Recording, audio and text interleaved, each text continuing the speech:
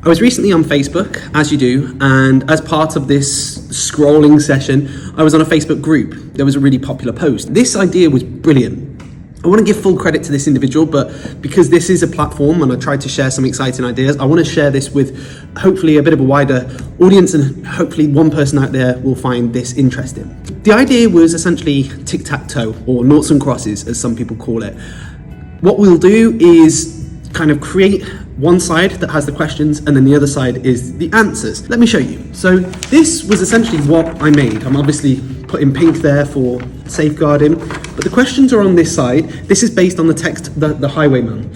And from there, you've got the questions and then the answers. So if we put a question here, they have to answer in the same area. So right two metaphors the author uses. They've put the wind was a torrent of darkness, the moon was a ghostly galleon. And these are the two metaphors. So then as a result, this person, whoever this was, could put a circle there. Now, some people, what they'll do is they'll put a circle around the question, but it doesn't really matter as long as they kind of get the idea.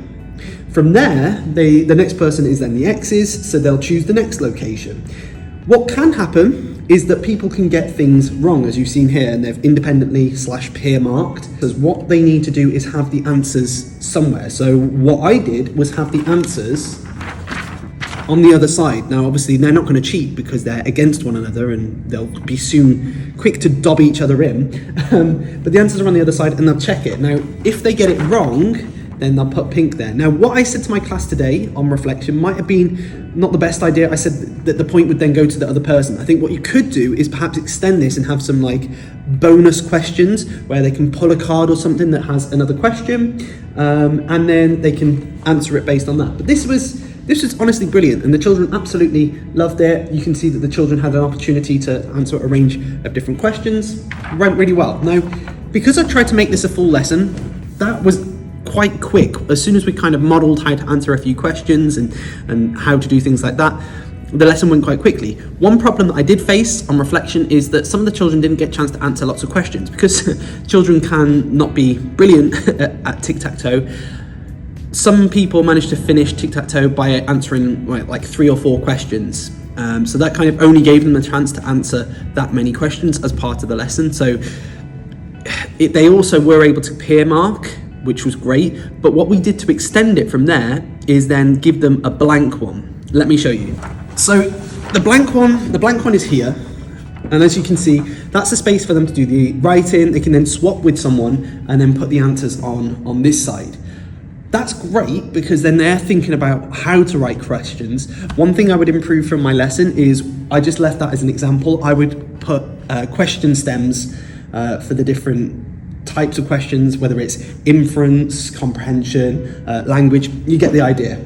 And then eventually it looks like, again, protected names, this, and they have the different questions. Now, you'll see find two metaphors is very much influenced on the questions that they had from before.